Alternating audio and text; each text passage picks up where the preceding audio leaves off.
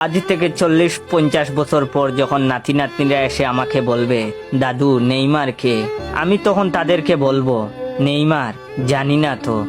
তখন তারা পিছন ফিরে চলে যেতে চাইলে আমি ওদের ডাক দিয়ে বলবো, শুন তাহলে, নেইমার সে তো এক মুকুটবিহীন রাজা ছিল, তার দাপটে কেঁপে উঠত সারা বিশ্ব।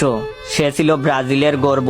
সে এমন এক ফুটবলার ছিল যে বিশ্বকাপ ছাড়াই সে সারা বিশ্বের মানুষের প্রিয় ছিল। নেইমার এ এক ক্ষুধার্ত রাক্ষসের নাম, যার গোল কুদায় সবকিছু চুরমার করে দিত। নেইমার এমন একটি নাম যা শুনে পিএসজি, বার্সেলোনা, সান্তোস গর্ব করে বলেছিল, আমাদের কপাল ভালো যে আমরা এমন খেলোয়াড়কে আমাদের করে নিতে পেরেছিলাম। নেইমার সে ছিল কোটি কোটি ছেলেদের রাত জাগার কারণ। সে ছিল কোটি কোটি মেয়ের ফুটবল ভালোবাসার কারণ।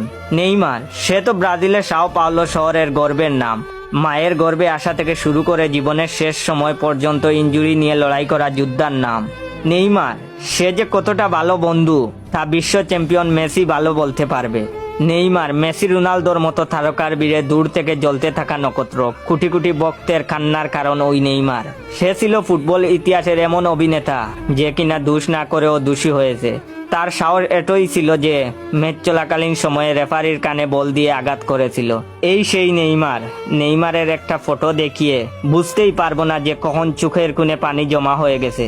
নাতি নাতনিরা বলবে, দাদু তুমি কাঁদছো কেন? আমি তখন তাদের বলবো, না রে কাঁদিনি, এটা শান্তির পানি। তাদের বলবো, তোদের একটা জিনিস দেখাই, ওই বাক্সটা নিয়ে আয় তো।